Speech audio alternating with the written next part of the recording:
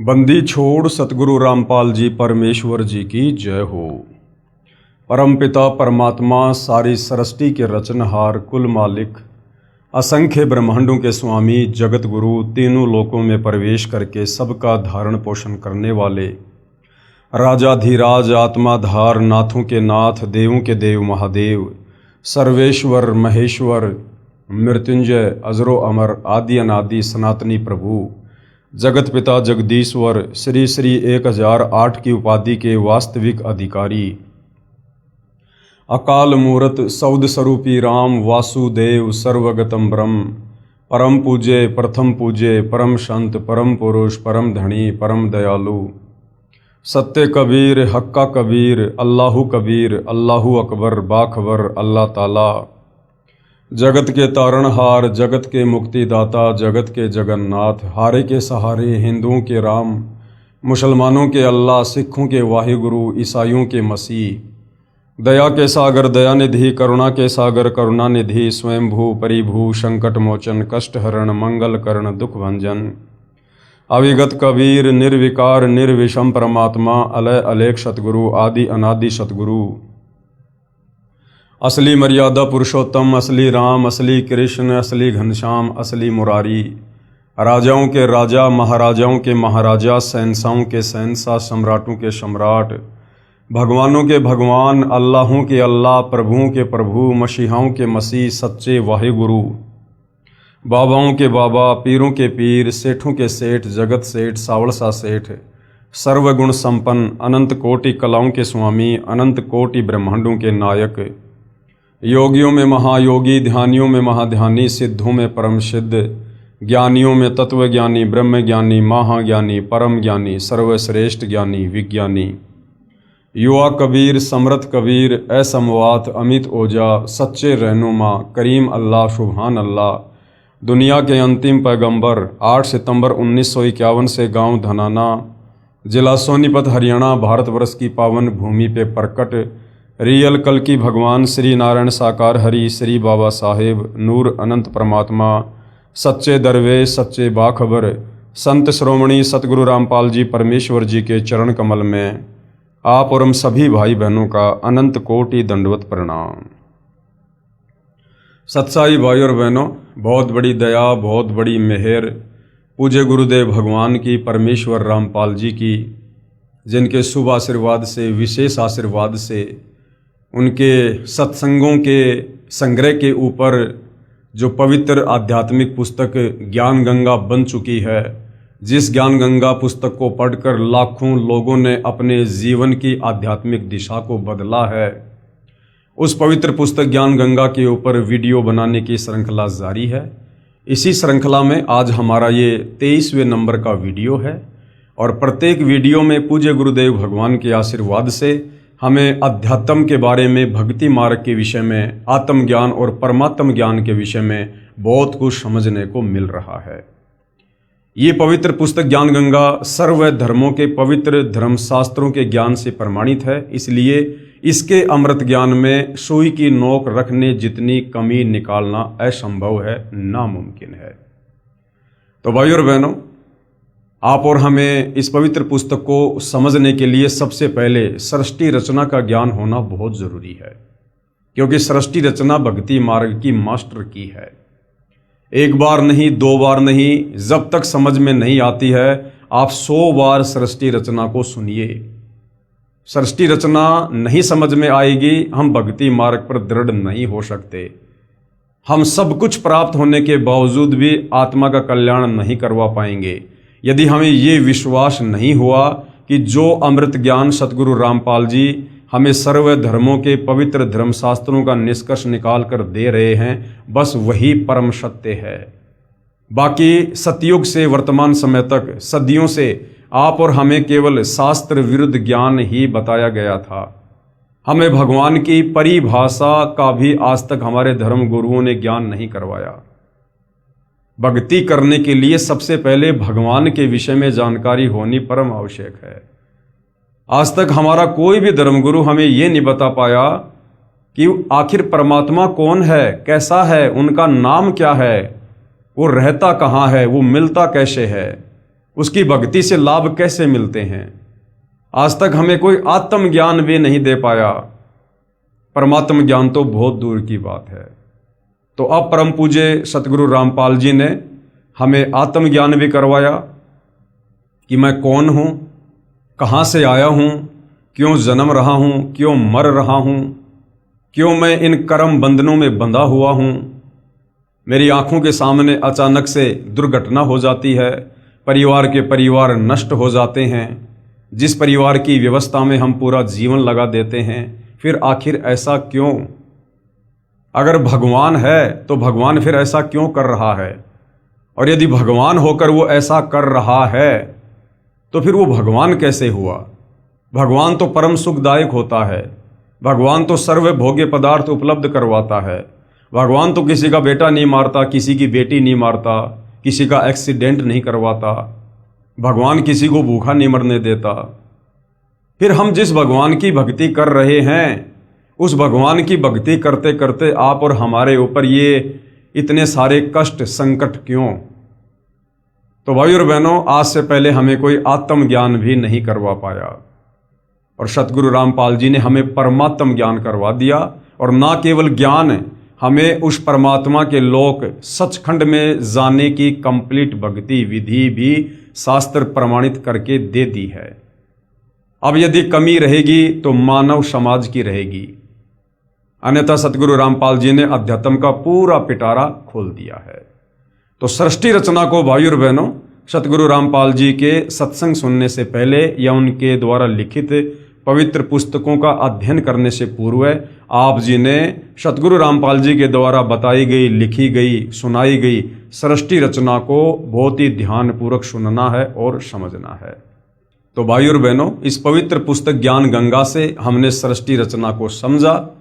साथ में सतगुरु रामपाल जी ने यह भी प्रमाणित किया कि जो सृष्टि रचना आपको इस पवित्र पुस्तक ज्ञान गंगा में लिख कर दी गई है, उसे सर्वधर्मों के सर्वधर्म शास्त्रों से प्रमाणित भी किया गया है। हिंदुओं के चारों वेद पवित्र गीता जी, ईसाइयों की बाइबल, सिखों का गुरु ग्रंथ साहिब और मुसलमान भाइयों की कुरान शरीफ, कुरान मस्जिद इस सृष्टि रचना का ज्यों का त्यों समर्थन कर रही है। बताइए फिर शक और संदेह की गुंजाइश कहाँ रह जाएगी। तो आप धीरे धीरे अध्यात्म में आगे बढ़िए, सतगुरु रामपाल जी के सत्संग सुनते रहिए, और यदि आप थोड़ा रुचि लेकर धैर्य के साथ निष्पक्ष भाव से उनके तत्व ज्ञान को समझने का प्रयास करेंगे तो अवश्य आप जी सफल भी होंगे। तो भाई और बहनों, अब भक्ति मार्ग पर लगने से पहले हमें गुरु धारण करना अति आवश्यक है, क्योंकि गुरु के बिना ज्ञान नहीं हो सकता, वो चाहे अक्षर ज्ञान हो, वो चाहे आध्यात्मिक ज्ञान हो।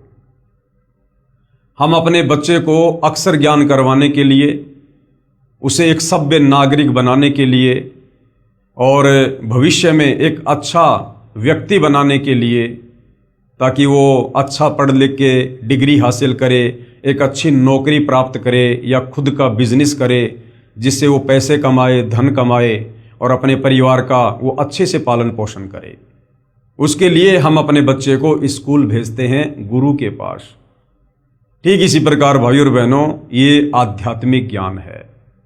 अभी तक हमें किसी ने इस आध्यात्मिक ज्ञान के वो लाभ बताए ही नहीं, जिस कारण से हमारी रुचि इस अध्यात्म में आगे बढ़ने की नहीं बनी।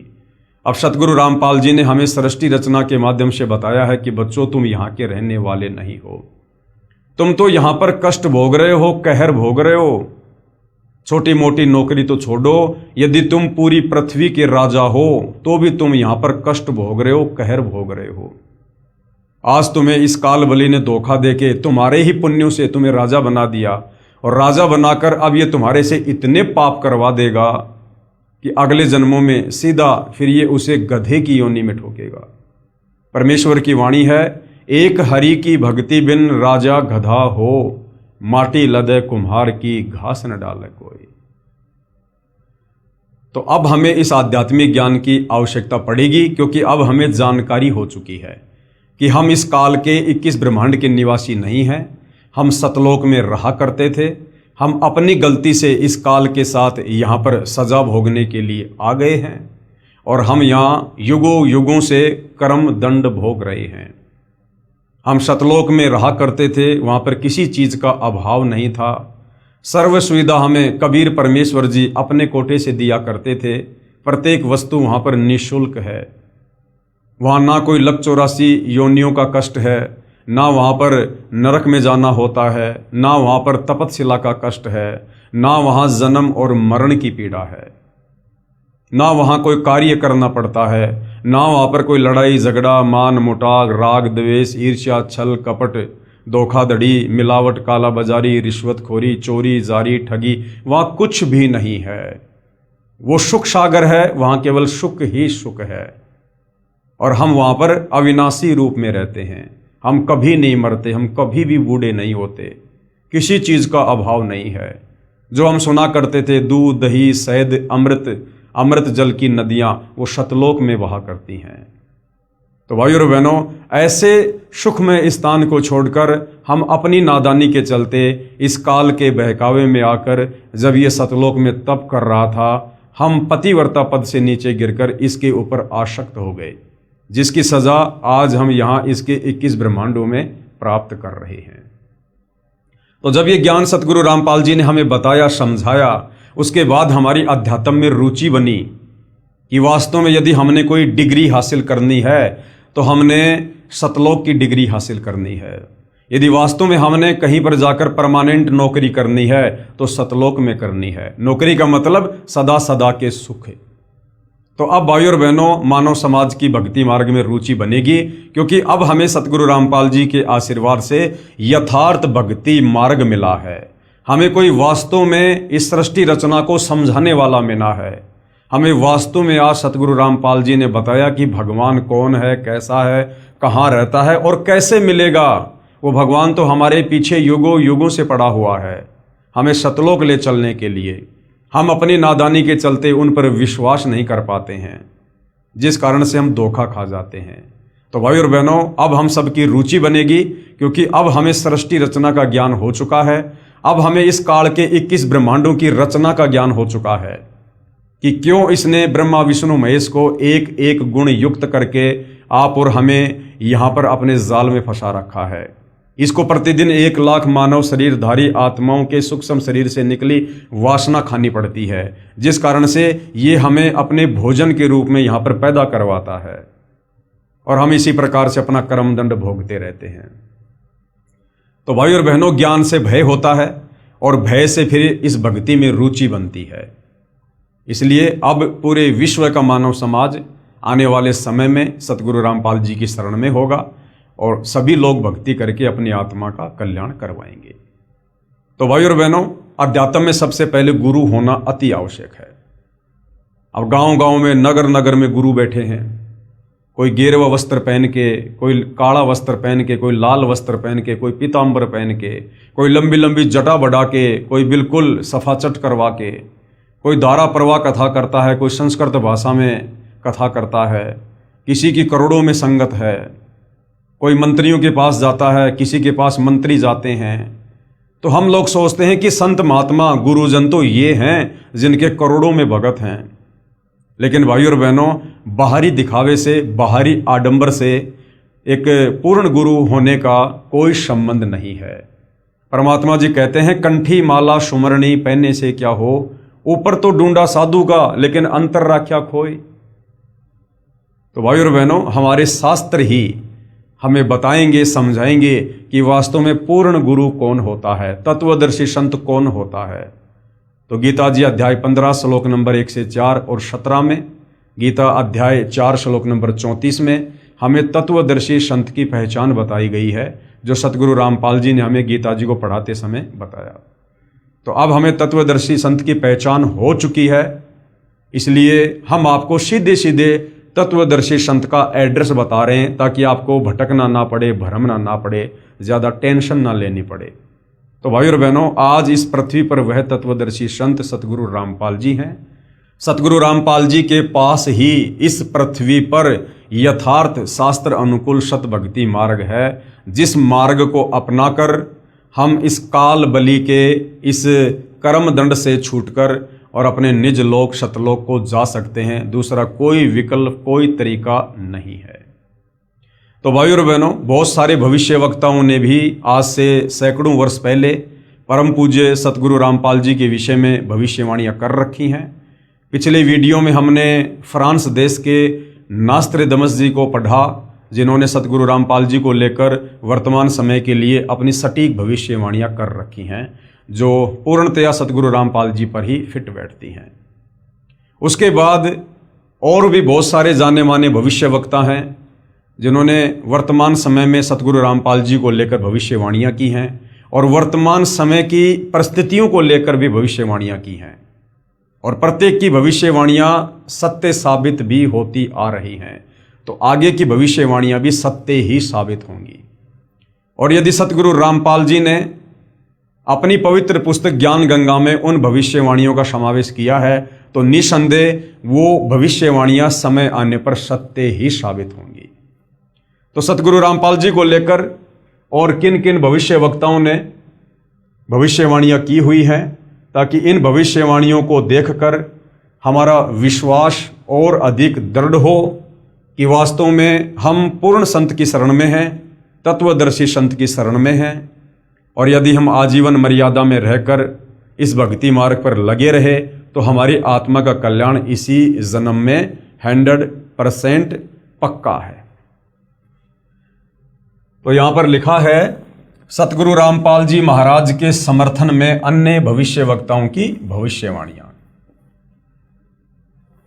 इंग्लैंड के ज्योतिषी कीरो ने सन 1925 में लिखी पुस्तक में भविष्यवाणी की है, 20वीं सदी अर्थात सन 2000 ईस्वी के उत्तरार्ध में, यानी सन 1950 के पश्चात उत्पन्न संत ही विश्व में एक नई सभ्यता लाएगा। तो सतगुरु रामपाल जी का जो प्राकाट्य है वो 8 सितंबर 1951 को हुआ, यानी 20वीं सदी जब आधी गुजर गई 1950, उसके बाद जो संत प्रकट होगा और पूरे विश्व में आध्यात्मिक क्रांति के द्वारा परिवर्तन लेकर आएगा, तो ये सतगुरु रामपाल जी के ऊपर बिल्कुल सटीक बैठती है, क्योंकि 8 सितंबर 1951 को सतगुरु रामपाल जी का धरती पर प्राकाट्य होता है। सन 1950 के बाद उत्पन्न संत ही विश्व में एक नई सभ्यता लाएगा।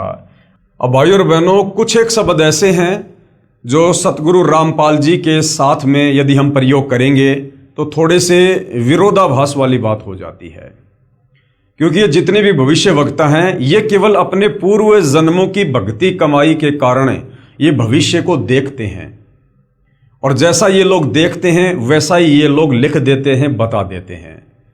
इन्हें संत के विषय में, भक्ति के विषय में, भक्ति मार्ग के विषय में इन्हें कुछ नहीं पता होता है। ये केवल उतना ही बताते हैं जितना ये लोग देखते हैं।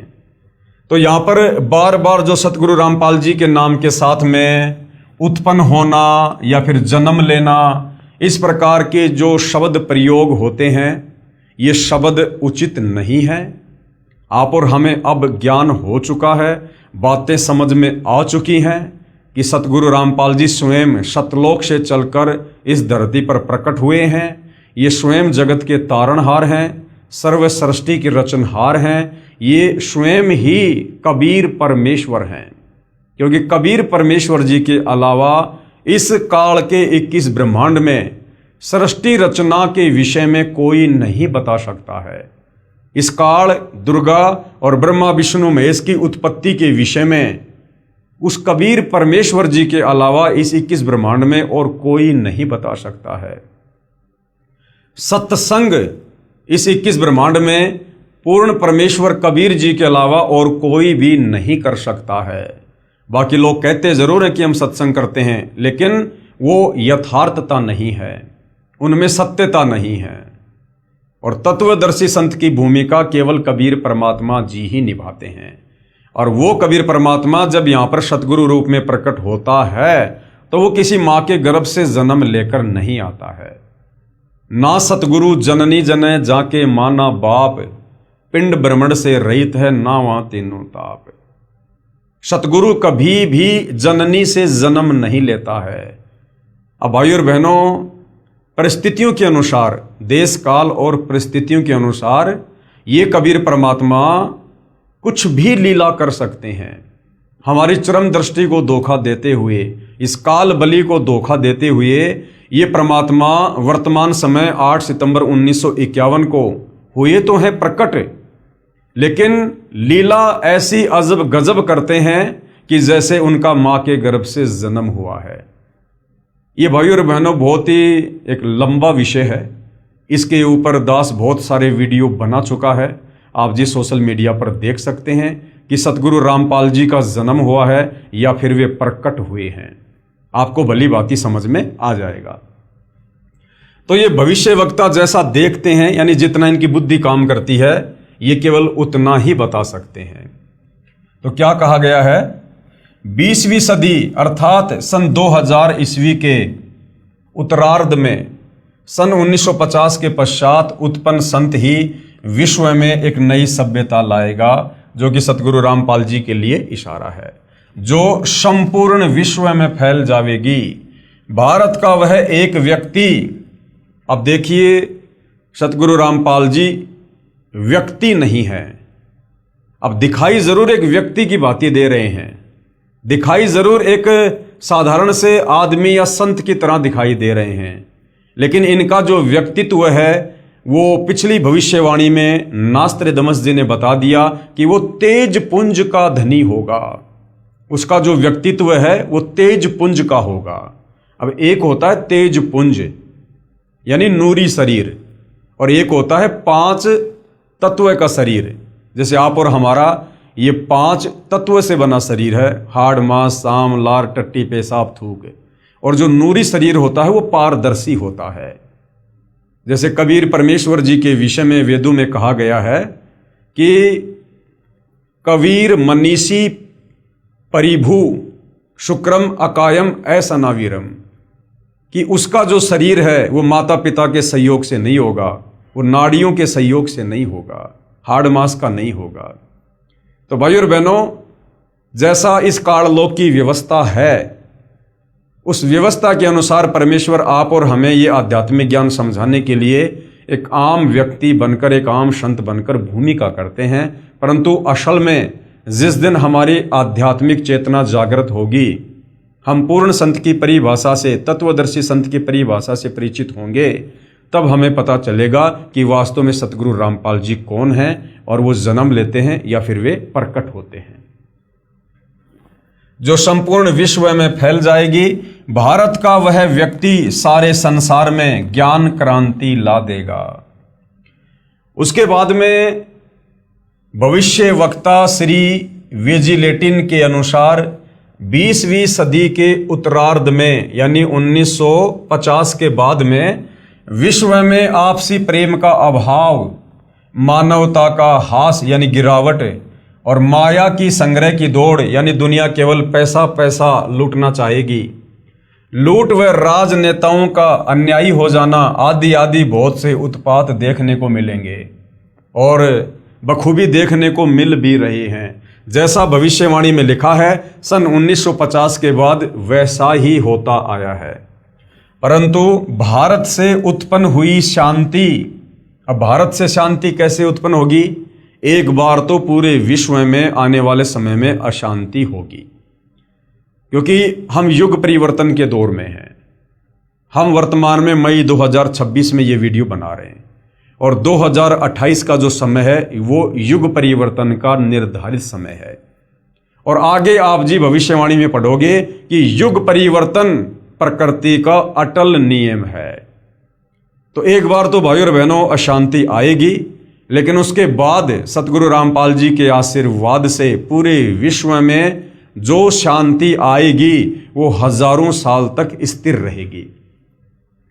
परंतु भारत से उत्पन्न हुई शांति भ्रातृत्व भाव पर आधारित नई सभ्यता संसार में देश प्रांत और जाति की सीमाएं तोड़कर विश्व भर में अमन व चैन उत्पन्न कर देगी। यानी सतगुरु रामपाल जी के तत्व ज्ञान के प्रभाव से आने वाले समय में युग परिवर्तन के बाद जितनी अच्छी आत्माएं धरती पर बचेंगी वे सभी आत्माएं सतगुरु रामपाल जी की शरण में होंगी। और सतगुरु रामपाल जी का नारा है कि जीव हमारी जाति है, मानव धर्म हमारा, हिंदू मुस्लिम सिख ईसाई धर्म नहीं कोई न्यारा। केवल पूरी पृथ्वी पर एक आदि सनातन धर्म रह जाएगा। तो उसके बाद में आपसी भाईचारा, प्रेम भाव, शांति, ये जाति और धर्म की दीवारें ढहा दी जाएंगी। सबको अपनी औकात का, अपनी हैसियत का पता चल जाएगा कि हम तो जीव संज्ञा में हैं, चाहे देश का प्रधानमंत्री क्यों ना है। अगर कल को लकवा मार गया, 2 कोड़ी का जीव है। इस काल ने जबरदस्ती हमारे अंदर गुब्बारे की तरह हवा भरा के आसमान में छोड़ रखा है।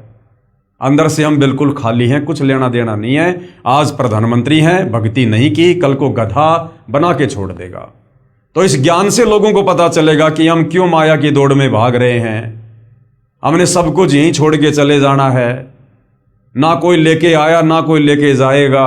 नंगे आए थे, नंगे जाएंगे। तो हमें ये आध्यात्मिक ज्ञान से पता चलेगा कि हमने तो यहां पर मनुष्य जन्म प्राप्त करके, पूर्ण संत की खोज करके अपनी आत्मा का कल्याण करवाना चाहिए था, ताकि हम गधे, कुत्ते, सुअर बनने से बचें, नरक में जाकर पीड़ा भोगने से बचें, तपस्या के कष्ट से बचें, जन्म मरण और बुढ़ापे की पीड़ाओं से हम बचें। लेकिन आध्यात्मिक ज्ञान के अभाव से आप और हम यहाँ पर केवल धन जोड़ना, बड़ी बड़ी नौकरी प्राप्त करना, राजनीतिक ये पद प्राप्त करना, समाज में मान बढ़ाई, अहंकार और दिखावे में आकर बहुत बड़ा आदमी बनने की चाहत मन में रखना, हम केवल इन चीजों में उलझ कर रह गए काल प्रेरणा से। अब सतगुरु रामपाल जी ने हमें भक्ति मार्ग से जोड़कर, हमें आध्यात्मिक ज्ञान से परिचित करवाकर, आत्म और परमात्म ज्ञान से रूबरू करवाकर अब हमारी आंखें खोल दी हैं, जो आंखें हमारी इस काल ने बंद कर रखी थी। तो अब इस ज्ञान के प्रभाव से आने वाले समय में, वर्तमान में जो हाहाकार देश और दुनिया में मचा हुआ है, वो धीरे धीरे समाप्त होगा और एक लंबी शांति उत्पन्न होगी, विश्व भर में अमन व चैन उत्पन्न करेगी। उसके बाद में अमेरिका की महिला भविष्यवक्ता है जीन डिक्सन। इनके अनुसार 20वीं सदी के अंत से पहले, यानी सन 2001 से पहले, विश्व में एक घोर हाहाकार तथा मानवता का संहार होगा। वैचारिक युद्ध के बाद आध्यात्मिकता पर आधारित एक नई सभ्यता संभवतः भारत के ग्रामीण परिवार के व्यक्ति के नेतृत्व में जमेगी और संसार से युद्ध को सदा सदा के लिए विदा कर देगी। यानी भारत का एक व्यक्ति, उन लोगों के अनुसार व्यक्ति, हमारे अनुसार परम पूज्य सतगुरु रामपाल जी, वे एक ग्रामीण परिवार से होंगे और उनके नेतृत्व में संसार से युद्ध को सदा सदा के लिए विदा कर दिया जाएगा। तो सन 2028 के बाद धीरे धीरे जो विश्व में फिर से शांति की स्थापना होनी शुरू होगी और जब सतगुरु रामपाल जी का ज्ञान सर्वत्र फैल जाएगा, सब उनके अनुयायी होंगे और पूरे विश्व की सत्ता, पूरे विश्व की बागडोर कुछ समय के लिए सतगुरु रामपाल जी के हाथों में होगी और वापस सतलोक जाने से पहले सतगुरु रामपाल जी पूरे विश्व में शांति और भाईचारे का माहौल पैदा करके जाएंगे।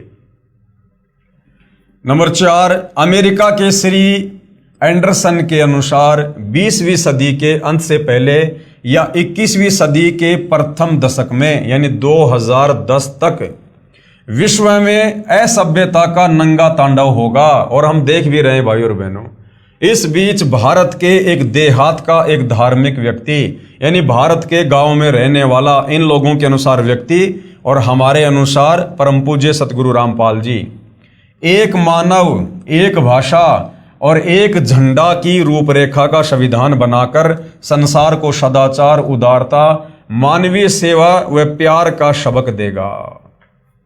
एक मानव, यानी सबको पता चलेगा कि हमारा एक ही धर्म है, मानव धर्म।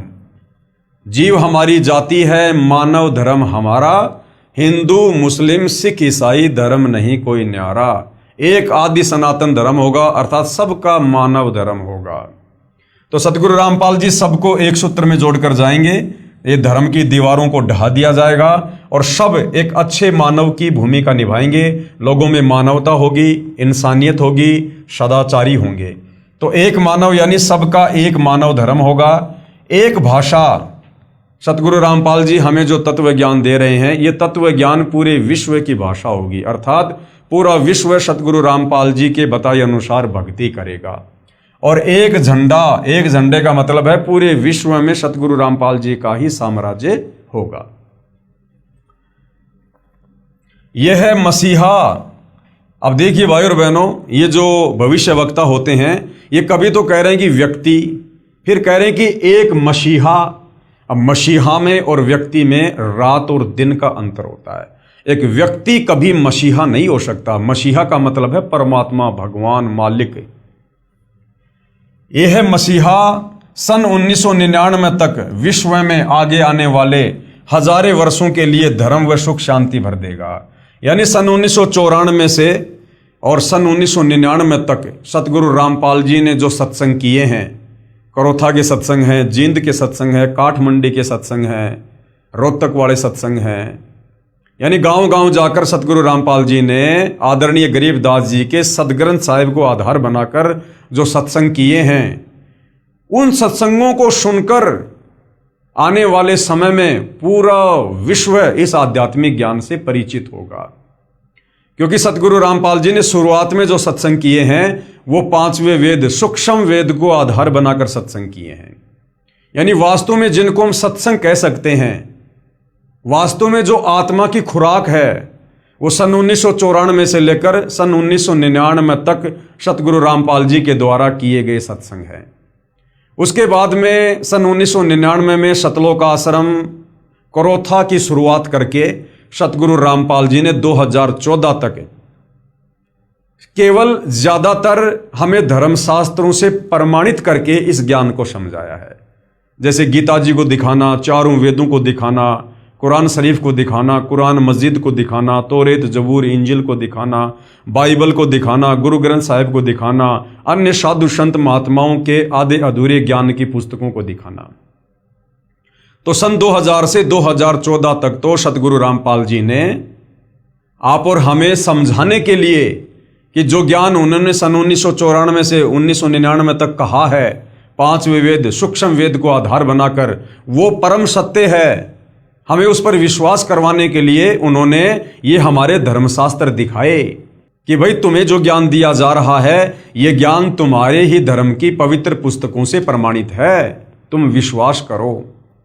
तो सन 1994 से 1999 तक जो सत्संग सतगुरु रामपाल जी ने 5वें वेद, सूक्ष्म वेद को आधार बनाकर किए हैं, इन सत्संगों को सुनकर ये आत्मा जागृत होगी। नंबर 5, हॉलैंड के भविष्य दृष्टा श्री गेरार्ड क्राइसे के अनुसार 20वीं सदी के अंत से पहले यानी सन 2000 से पहले या 21वीं सदी के प्रथम दशक में यानी 2010 तक भयंकर युद्ध के कारण कई देशों का अस्तित्व ही मिट जाएगा।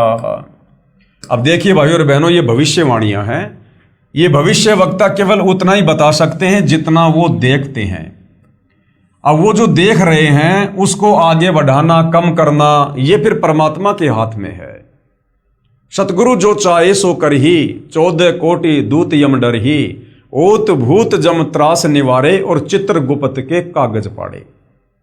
कहते मासा घटे ना तिल बदे विधाता लिखे जो लेख। ये भविष्य वक्ता जो बता रहे हैं ये विधाता का लिखा हुआ लेख था। मासा घटे ना तिल बदे विधाता लिखे जो लेख, पर साचा सतगुरु मेट कर ऊपर मार दे मेख।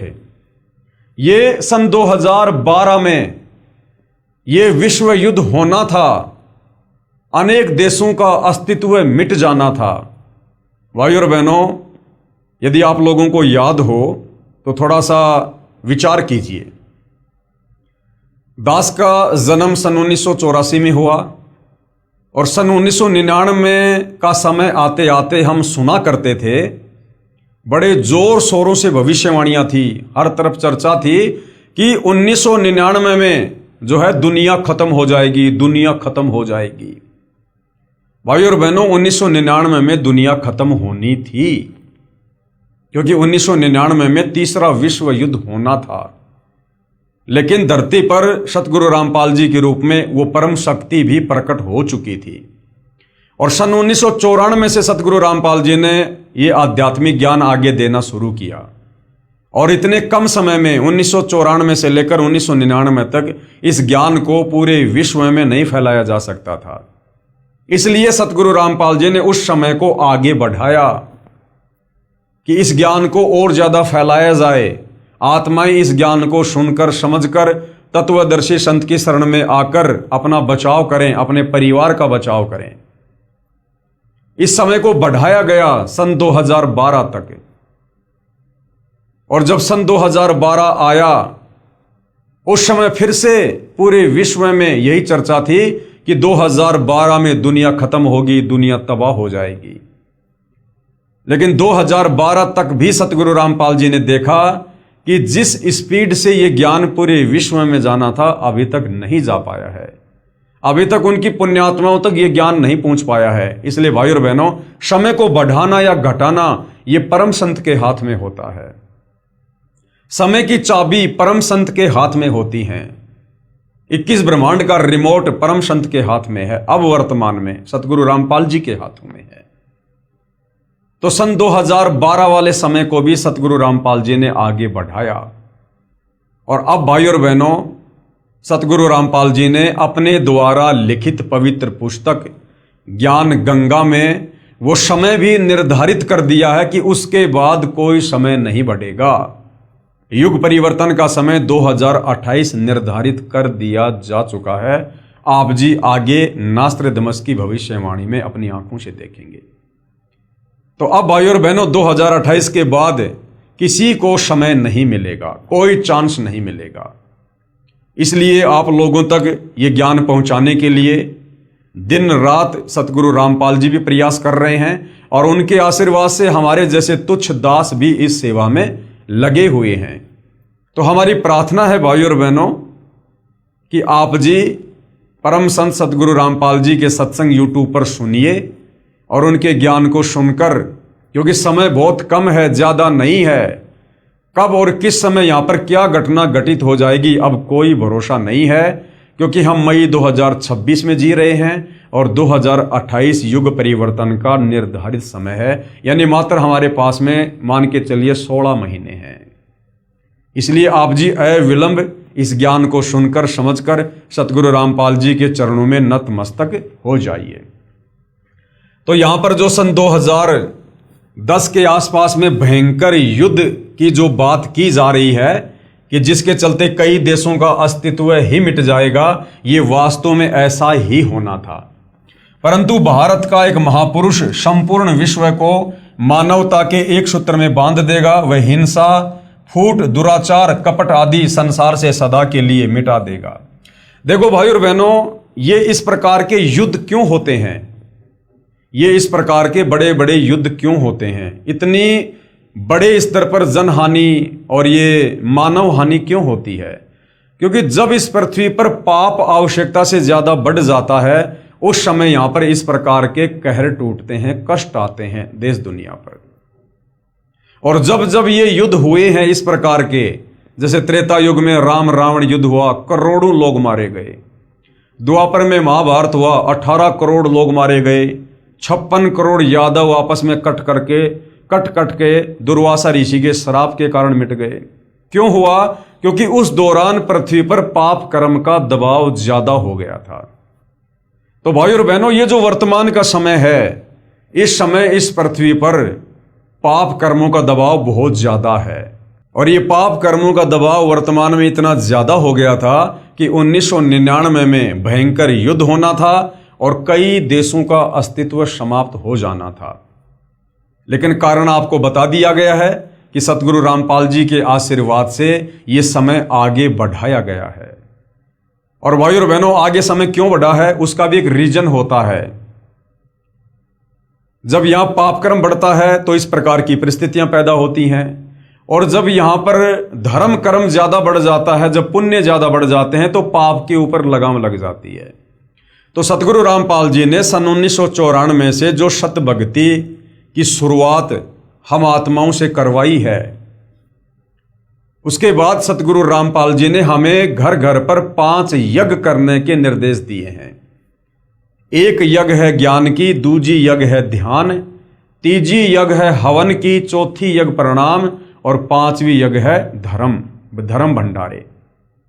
तो ये 5 यज्ञ लगभग 20-25 वर्षों से, सन 1994 से सतगुरु रामपाल जी के भक्तों के द्वारा घर घर में किए जा रहे हैं। और ये यज्ञ इतनी जबरदस्त है कि इनका जो प्रतिफल है वो बहुत ही ज्यादा है। साथ में सतगुरु रामपाल जी ने हमें जो शत भक्ति मंत्र दिए हैं वो शास्त्रों से प्रमाणित हैं। उन थोड़े से मंत्रों के जाप से बहुत ज्यादा लाभ साधक को मिलता है और आसपास का जो वातावरण है वो भी शांतिमय बनता है। जिस प्रकार भाई और बहनों, मान लीजिए मेरे घर में हलवा बन रहा है, ठीक है, हलवा मेरे घर में बन रहा है तो हलवा तो मैं खाऊंगा, विशेष लाभ तो मैं ही प्राप्त करूंगा, परंतु महक पड़ोसी के घर में भी जाएगी और हलवे की महक बड़ी अच्छी होती है। हलवे की महक को लेकर पड़ोसी भी प्रसन्न होता है, आनंदित होता है। इसी प्रकार सतगुरु रामपाल जी ने जो शास्त्र अनुकूल शत भक्ति दी है, जो 5 यज्ञ वे अपने अनुयायियों से घर घर में करवा रहे हैं, उनके भगत जो शत भक्ति मंत्रों का जाप कर रहे हैं, जो इन देवताओं के बीज मंत्र हैं, मूल मंत्र हैं, परमेश्वर के मंत्र हैं, और सतगुरु रामपाल जी के मुख कमल से जो सत्संग गांव गांव नगर नगर घर घर में चल रहे हैं, परम संत के मुख से उच्चारित वाणी से ऑटोमेटिक शांतिमय माहौल पैदा होता है, क्योंकि ये आत्मा की खुराक है। और दूसरी बात भाई और बहनों, जब स्वयं सारी सृष्टि का मालिक, असंख्य ब्रह्मांडों का परमपिता परमात्मा जब इस धरती पर स्वयं प्रकट हो जाता है संत रूप में, सतगुरु रूप में, तो भाई और बहनों वो अनहोनी को होनी में और होनी को अनहोनी में भी बदल देता है। कहते हैं कि आग लगी आकाश में और झड़ झड़ पड़े अंगार। आग लगने का मतलब है पाप कर्म जब बहुत ज्यादा बढ़ जाते हैं तो झड़ झड़ पड़े अंगार, यानी जीवों के ऊपर फिर परेशानी आती है, कष्ट आते हैं, यह कर्म दंड के कारण हाहाकार मच जाता है। तो कहते हैं आग लगी आकाश में झड़ झड़ पड़े अंगार, और भाई संत ना होता धरती पर तो जल मरता संसार। तो भाई और बहनों, समझदार को संकेत ही काफी है। ये जो भी थोड़ी बहुत शांति आप जी वर्तमान में देख रहे हैं, ये सतगुरु रामपाल जी के पावन चरण कमल भारत देश की धरती पर प्रकट हैं, और साथ में उनके भक्तों के द्वारा जो शत भक्ति मर्यादा में रहकर की जा रही है। घर घर में जो हवन यज्ञ हो रहा है, 5 यज्ञ हो रही हैं, सतगुरु रामपाल जी की वाणियां चल रही हैं, इससे भाई और बहनों ये 2028 तक ये माहौल थोड़ा शांतिमय है। लेकिन पूरा विश्व इस भक्ति को इतनी आसानी से स्वीकार नहीं करेगा। इसलिए भाई और बहनों 2028 तक अशांति होना भी जरूरी है। जो लोग इस भक्ति को स्वीकार नहीं करेंगे, धर्म कर्म नहीं करेंगे, वो लोग इस संसार को छोड़कर जाएंगे। अर्थात यहां पर बहुत ही कम जनसंख्या शेष रह जाएगी। आप जी भविष्य मालिका में भी देखते हैं किस प्रकार से भविष्यवाणियां की हुई हैं कि पूरे विश्व की जनसंख्या मात्र 64 करोड़ रह जाएगी, जो वर्तमान में लगभग 800 करोड़ के आसपास है। तो विचार कीजिए भाई और बहनों किस स्तर पर जनहानि होगी। अब भाई और बहनों हम ये भी नहीं कह सकते कि मात्र 64 करोड़ ही बचेंगे, क्योंकि परमात्मा स्वयं धरती पर सतगुरु रामपाल जी के रूप में प्रकट हैं, और ये परमात्मा कुछ भी कर सकता है। ये तिल की ओट में पहाड़ को भी छुपा सकता है। तो भाई और बहनों, जिन्होंने अपना बचाव करना है, अपने परिवार का बचाव करना है, और विशेष तौर पर भाई और बहनों अपनी आत्मा का कल्याण करवाना है, तो समय रहते सतगुरु रामपाल जी के सत्संगों को सुनकर समझकर उनकी शरण में जरूर आना चाहिए। परंतु भारत का एक महापुरुष संपूर्ण विश्व को मानवता के एक सूत्र में बांध देगा। वह हिंसा, फूट, दुराचार, कपट आदि संसार से सदा के लिए मिटा देगा। अमेरिका के भविष्यवक्ता श्री चार्ल्स क्लार्क के अनुसार 20वीं सदी के अंत से पहले, यानी सन 2000 से पहले, एक देश विज्ञान की उन्नति में सब देशों को पछाड़ देगा, यानी अमेरिका। परंतु भारत की जो प्रतिष्ठा है विशेषकर इसके धर्म और दर्शन से होगी। लेकिन भारत देश की जो पहचान होगी वो विज्ञान से नहीं होगी, अध्यात्म से होगी, भक्ति मार्ग से होगी, और वो आने वाले समय में 2028 के बाद होगी, जिससे पूरा विश्व अपना लेगा। ये धार्मिक क्रांति 21वीं सदी के प्रथम दशक में संपूर्ण विश्व को प्रभावित करेगी और मानव को आध्यात्मिकता पर विवश कर देगी। यानी सन 2010-12 तक सतगुरु रामपाल जी ने सर्व धर्मों के धर्मशास्त्र दिखा दिखाकर अपने सत आध्यात्मिक ज्ञान को आप और हमारे सामने प्रमाणित करके रख दिया है, छोड़ दिया है। CD, DVD, memory card, YouTube पर आपको सत्संग मिल जाएंगे। नंबर 7, हंगरी की महिला ज्योतिषी बोरिस्का के अनुसार सन 2000 ईस्वी से पहले उग्र परिस्थितियों, हत्या और लूटमार के बीच ही मानवीय सद्गुणों का विकास एक भारतीय फरिश्ते के द्वारा भौतिकतावाद से सफल संघर्ष के फलस्वरूप होगा, जो चिरस्थायी रहेगा।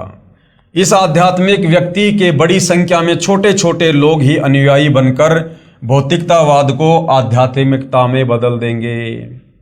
इस आध्यात्मिक महापुरुष के व्यक्ति की जगह महापुरुष, इस आध्यात्मिक महापुरुष के बड़ी संख्या में छोटे छोटे लोग ही अनुयायी बनकर, छोटे छोटे लोग का मतलब है जो मीडियम क्लास से होंगे, जो बहुत ज़्यादा कोई राजनीतिक कोई पदों पे नहीं होगा, बहुत बड़ा कोई सेठ नहीं होगा, साहूकार नहीं होगा, जो बेचारे अपनी मेहनत मजदूरी, अपनी कोई किसानी करके, छोटा मोटा रोजगार करके अपना जीवन यापन जो कर रहे हैं, वो लोग सबसे पहले सतगुरु रामपाल जी की शरण में आएंगे। उन लोगों को यहाँ पर छोटे छोटे लोग कहा गया है। तो वो क्या करेंगे? भौतिकतावाद को त्याग कर आध्यात्मिकता में वो सबसे पहले अपने आप को ढालेंगे। जैसे वर्तमान में ये दुनिया भौतिकतावाद के पीछे दौड़ रही है, विकास कर लो, विकास कर लो, बड़ी बड़ी बिल्डिंगें खड़े करना, लोगों ने सोच लिया कि यही विकास होता है। लंबी लंबी सड़कें बना बना के छोड़ देना, लोगों ने सोच लिया बस इसी का नाम विकास है। अरे भैया, कल को 2 साल अगर बरसात नहीं हुई, ये दुनिया खाने के दाने के लिए तरसेगी। वो बिल्डिंगें नहीं देंगी, वो परमाणु बम नहीं देंगे, ये लंबी लंबी रोडें हमें खाने को नहीं देंगी। असल में विकास करना चाहिए था इंसान को अपनी इंसानियत का, अपनी मानवता का। और हम विकास समझ रहे हैं इस विज्ञान के माध्यम से जो आविष्कार कर लिए, भौतिक सुख सुविधा के साधन बना लिए, हम इनको विकास की संज्ञा दे रहे हैं। लेकिन कब तक? जब तक हमें आध्यात्मिक ज्ञान नहीं होगा। तो सतगुरु रामपाल जी के जो अनुयायी होंगे वो भौतिकतावाद से दूर हटेंगे और वो आध्यात्मिकतावाद में ज्यादा आगे बढ़ेंगे। नंबर 8, फ्रांस के डॉक्टर जूल वर्न के अनुसार सन 1990 के बाद यूरोपीय देश भारत की धार्मिक सभ्यता की ओर तेजी से झुकेंगे, क्योंकि यूरोपीय देश भाई और बहनों विज्ञान के बलबूते पर विकास कर करके थक चुके हैं। उन्होंने विकास के नाम पर दुनिया के विनाश का सामान तैयार किया है। अब भाई और बहनों, ये विज्ञान इंसान को शांति नहीं दे सकती। अरे चाहे यूरोप का हो, चाहे इंग्लैंड का हो, चाहे अमेरिका का हो, आत्मा तो सब परमात्मा की है और आत्मा को चाहिए परमात्मा। जब तक परमात्मा नहीं मिलेगा, सत भक्ति नहीं मिलेगी जो कि आत्मा की खुराक है, तब तक ये आत्मा चैन से बैठ नहीं सकती। चाहे कितनी ही विज्ञान से उन्नति कर लो, साल 2 साल 10 साल तो तुम खुशी महसूस कर सकते हो, लेकिन वो बेचैनी खत्म नहीं होगी जब तक हमें परमात्मा नहीं मिलेगा, सत भक्ति नहीं मिलेगी। तो अब क्या होगा? वो लोग भौतिकतावाद से भी थक चुके हैं, उब चुके हैं। बड़ा बड़ा के विज्ञान, बड़ा बड़ा के ये इंस्ट्रूमेंट, इंटरनेट, सैटेलाइट, ये हवाई जहाज, बड़ी बड़ी कार, बड़ी बड़ी कोठियां, वो लोग थक चुके हैं, परेशान हो चुके हैं, मेंटल होने की स्थिति में है। उनको सुख नहीं है, शांति नहीं है, चैन नहीं है उनको। उनकी संस्कृति समाप्त हो चुकी है, उनके संस्कार खत्म हो चुके हैं। तो अब क्या होगा? अब वो धीरे धीरे भारत देश की ओर बढ़ेंगे और अध्यात्म को अपनाएंगे। सन 2000 तक विश्व की आबादी 640 करोड़ के आसपास होगी। यानी भविष्यवक्ताओं ने पहले ही भविष्यवाणियां कर रखी हैं। भारत से उठी ज्ञान की धार्मिक क्रांति नास्तिकता का नाश करके आंधी तूफान की तरह संपूर्ण विश्व को ढक लेंगी। यानी सतगुरु रामपाल जी का आध्यात्मिक ज्ञान, तत्व ज्ञान धीरे धीरे 2028 के बाद पूरे विश्व में फैल जाएगा। उस भारतीय महान आध्यात्मिक महापुरुष के अनुयायी देखते देखते एक संस्था के रूप में आत्म शक्ति से संपूर्ण विश्व पर प्रभाव जमा लेंगे। अर्थात सतगुरु रामपाल जी के ज्ञान का घर घर में प्रचार करके सब तक ये सूचना पहुंचा देंगे कि भाई परमात्मा धरती पर है, अपनी आत्मा का कल्याण करवा लो, वरना 4 दिन का जीवन है, जिस दिन गुब्बारा फूटेगा फिर कुछ भी लेना देना नहीं है। नंबर 9, फ्रांस के नास्त्रेदमस के अनुसार विश्व भर में सैनिक क्रांतियों के बाद थोड़े से ही अच्छे लोग संसार को अच्छा बनाएंगे।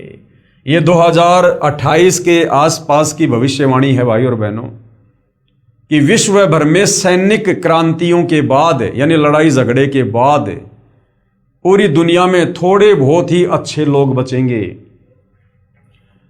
फ्रांस के नास्त्रेदमस के अनुसार विश्व भर में सैनिक क्रांतियों के बाद थोड़े से ही अच्छे लोग संसार को अच्छा बनाएंगे, जिनका महान धर्मनिष्ठ विश्व विख्यात नेता, यानी हमारे नेता कौन है?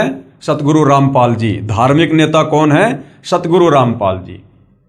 20वीं सदी के अंत और 21वीं सदी की शुरुआत में किसी पूर्वी देश से जन्म लेकर, अब नास्त्रेदमस जी के अनुसार जन्म लेना, हमारे अनुसार प्रकट होकर भ्रातृवर्ती व सौजन्यता द्वारा सारे विश्व को एकता के सूत्र में बांध देगा। किसी पूर्वी देश से, तो भाई और बहनों विश्व के मानचित्र में हमारा जो भारत देश है वो पूर्वी देशों में आता है। नास्त्रेदमस शतक 1 श्लोक 50 में प्रमाणित कर रहा है, 3 ओर से सागर से यानी समुद्र से घिरे द्वीप में उस महान संत का प्राकट्य होगा। तो भाई और बहनों हमारा जो देश है वो 3 ओर से सागर से जो है वो आच्छादित है, यानी हिंद महासागर। जो देश 3 ओर से सागर से ढका होगा, समुद्र से ढका होगा, तो हमारा जो भारत देश है वो 3 तरफ जो है समुद्र से ढका हुआ है। 3 ओर से सागर से घिरे द्वीप में उस महान संत का जन्म होगा। उस समय तत्व ज्ञान के अभाव से अज्ञान अंधेरा होगा, नैतिकता का पतन होकर हाहाकार होगा। वह सायरन यानी वह धार्मिक नेता गुरुवर अर्थात गुरुजी को वर यानी श्रेष्ठ मानकर अपनी साधना करेगा तथा करवाएगा। वह धार्मिक नेता यानी तत्वदर्शी संत अपने धर्म बल अर्थात भक्ति की शक्ति से तथा तत्व ज्ञान द्वारा सर्व राष्ट्रों को यानी सभी देशों को नतमस्तक करेगा। आने वाले समय में जो भी देश भारत की ओर लड़ाई झगड़े की मनसा से मुंह उठाएगा वो मुंह की खाएगा, अंत में उनको नतमस्तक होना पड़ेगा। जिस कदर वो लोग भारत में तबाही मचाना चाहेंगे उस कदर तबाही सतगुरु रामपाल जी नहीं मचाने देंगे। एशिया में उसे रोकना अर्थात उसके प्रचार में बाधा करना पागलपन होगा। शतक 1 50 सेंचुरी कन्ना 50। आगे हैं 10 नंबर। इजराइल के प्रोफेसर हरार के अनुसार भारत देश का एक दिव्य महापुरुष, अब देखिए कोई तो कह रहा है दिव्य महापुरुष, कोई कह रहा है व्यक्ति, कोई कह रहा है मसीहा, कोई कहता है धार्मिक नेता। तो ये भविष्य वक्ता भाई और बहनों, कुछ तो इनको भविष्य के जो है दर्शन होते हैं, कुछ फिर ये अपनी थोड़ी बहुत अटकलबाजी लगा देते हैं, क्योंकि ये बेचारे आध्यात्मिक ज्ञान से अपरिचित होते हैं, जिस कारण से इनको नहीं पता होता है कि परमात्मा प्रकट होता है या जन्म लेता है या परमात्मा कौन है कैसा है, इनको नहीं पता होता है। भारत देश का एक दिव्य महापुरुष मानवतावादी विचारों से सन 2000 ईस्वी से पहले यानी 1994 से सन 2000 तक आध्यात्मिक क्रांति की जड़ें मजबूत कर लेगा। यानी सूक्ष्म वेद पर सन 1994 से 1999 तक सत्संग करके और काफी आत्माओं को जगा देगा। वह सारे विश्व को उनके विचार सुनने को बाध्य होना पड़ेगा और आने वाले समय में पूरा विश्व उनके सत्संग सुनेगा, बाध्य होना पड़ेगा, मजबूरी में सुनेंगे लोग, क्योंकि दूसरा कोई विकल्प नहीं होगा। आने वाले समय में 2028 तक लोगों को अपनी जान बचाने के लिए धरती पर कोई दूसरा समाधान नजर नहीं आएगा। ये देवी देवता, ये मंदिर चर्च गुरुद्वारे, ये कुछ भी काम नहीं आएंगे। ये पत्थरों के देव महादेव ये नहीं बचा पाएंगे। तो सतगुरु रामपाल जी ही अंत में एकमात्र विकल्प होंगे।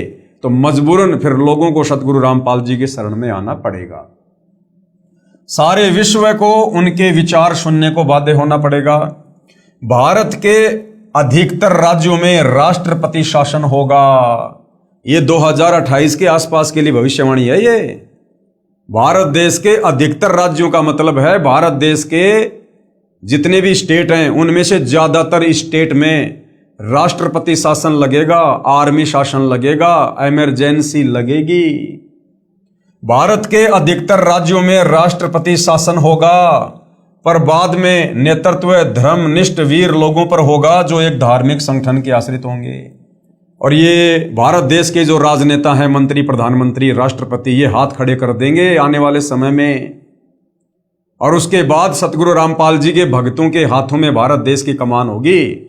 और जैसा सतगुरु रामपाल जी कहेंगे उसके बाद वैसा ही वो भगत करेंगे, जिससे फिर पूरे विश्व में धीरे धीरे धीरे धीरे शांति की स्थापना होगी। नंबर 11, नॉर्वे के श्री आनंदाचार्य की भविष्यवाणी के अनुसार सन 1998 के बाद एक शक्तिशाली धार्मिक संस्था भारत में प्रकाश में आएगी, जिसके स्वामी यानी जिसके मालिक एक गृहस्थ महापुरुष की आचार संहिता का पालन संपूर्ण विश्व करेगा। धीरे धीरे भारत औद्योगिक, धार्मिक और आर्थिक दृष्टि से विश्व का नेतृत्व करेगा और उसका विज्ञान यानी आध्यात्मिक तत्व ज्ञान ही पूरे विश्व को मान्य होगा। यानी आने वाले समय में हमारा भारत देश विश्व के सर्व राष्ट्रों में सर्वोपरि होगा, जगत गुरु होगा, धर्म गुरु होगा, विश्व गुरु होगा और सर्व संपन्न देश होगा, केवल सतगुरु रामपाल जी के प्रयास से, इस भक्ति के चलते। उपरोक्त भविष्यवाणियों के अनुसार ही आज विश्व में घटनाएं घट रही हैं। युग परिवर्तन प्रकृति का अटल सिद्धांत है। ध्यान से पढ़ लो भाई और बहनों। जो युग परिवर्तन जिसका निर्धारित समय सतगुरु रामपाल जी ने इसी पुस्तक में आगे सन 1905 से लेकर 1928 तक अन्य भविष्य वक्ताओं से रखवा दिया है। तो यहां पर क्या कहा जा रहा है कि वो युग परिवर्तन प्रकृति का अटल सिद्धांत है। यानी ये युग परिवर्तन वर्तमान में भी होके रहेगा। और जब जब युग परिवर्तन होता है भयंकर त्राहिमाम होता है। वैदिक दर्शन के अनुसार 4 युगों सतयुग, त्रेता युग, द्वापर और कलयुग की व्यवस्था है। जब पृथ्वी पर पापियों का एक छत्र साम्राज्य हो जाता है, आज हो गया भाई और बहनों, आज इन राजनेताओं का और इन पूंजीपतियों का एक छत्र साम्राज्य है। गरीब आदमी की कोई वैल्यू नहीं है, ना उसकी इज्जत सुरक्षित है, ना उसका धन सुरक्षित है, ना उसका धंधा सुरक्षित है। तो भाई और बहनों, अब वो समय आ गया है, धरती पर अधर्म और पाप बढ़ चुका है। और थोड़ी बहुत शांति जो आप महसूस कर रहे हो, ये सतगुरु रामपाल जी के पावन चरण कमलों के द्वारा है, वरना अब तक तो यहां पर महाविनाश हो जाना था। जब पृथ्वी पर पापियों का एक छत्र साम्राज्य हो जाता है तब क्या होता है? ध्यान से सुनो भाई और बहनों, हम भक्तों के लिए बहुत ही विशेष टॉपिक है।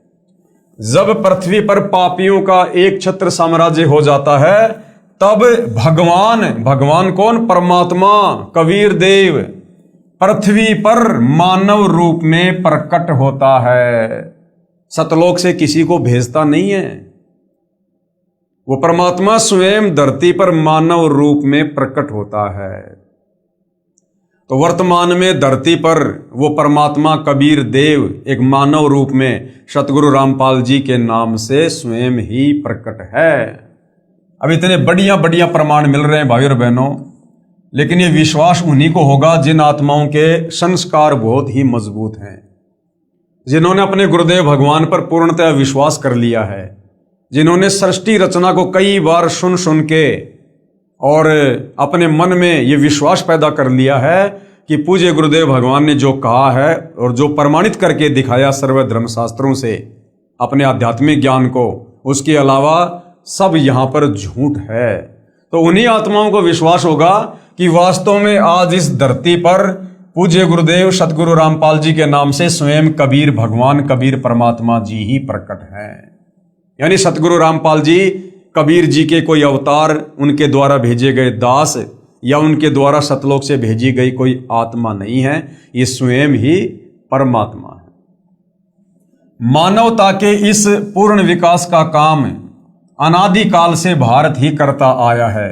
मानवता के इस पूर्ण विकास का काम यानी आत्मा को आध्यात्मिक ज्ञान देकर, सतभक्ति देकर जागृत करने का काम, आप और हमें सतभक्ति मार्ग देकर अपने परमपिता परमेश्वर के विषय में जानकारी देने का काम ये भारत देश ही करता आया है। क्योंकि गुरुदेव भगवान बार बार कहते हैं कि बच्चों, ये जो भारत देश है ये अध्यात्म की यूनिवर्सिटी है। परमात्मा यहीं से अपने मार्ग की हर युग में शुरुआत करते हैं। मानवता के इस पूर्ण विकास का काम अनादिकाल से भारत ही करता आया है। इसी पुण्य भूमि पर अवतारों का अवतरण अनादिकाल से होता आ रहा है।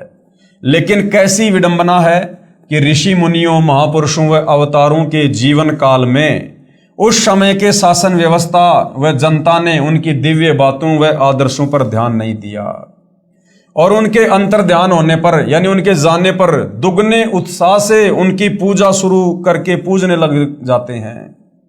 यानी कोई भी महापुरुष जब इस धरती पर प्रकट होता है हम आत्माओं के भले के लिए, हमारे उपकार के लिए, तो उस समय जो वर्तमान समय की शासन व्यवस्था होती है यानी उस समय के जो राजा होते हैं और उस समय की जो जनता होती है, उस समय तो उन महापुरुषों के साथ में वाद विवाद करेगी, लड़ाई झगड़ा करेगी कि तेरे को किसने भगवान बना दिया, भगवान तो निराकार है, तो हमारे जैसा इंसान है, माँ के गर्भ से जन्म लेके आया है।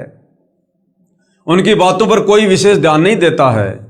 जैसे आज से पहले 4 युगों में कबीर परमात्मा जी सतलोक से चलकर इस धरती का उद्धार करने के लिए, हमें आध्यात्मिक सुख और लाभ देने के लिए आए।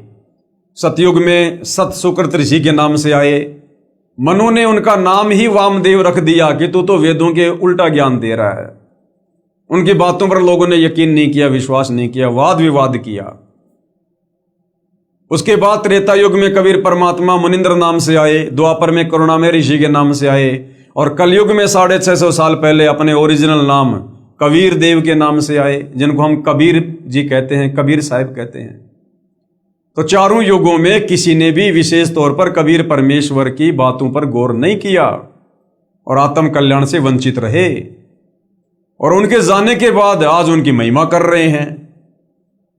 त्रेता युग में रामचंद्र जी आए, जैसा भी ज्ञान ध्यान समाधान लेकर आए थे, लोगों ने वो भी फायदा नहीं उठाया, उनके साथ में लड़ाई झगड़ा करने में लगे रहे, उनकी निंदा चुगली करने में लगे हुए।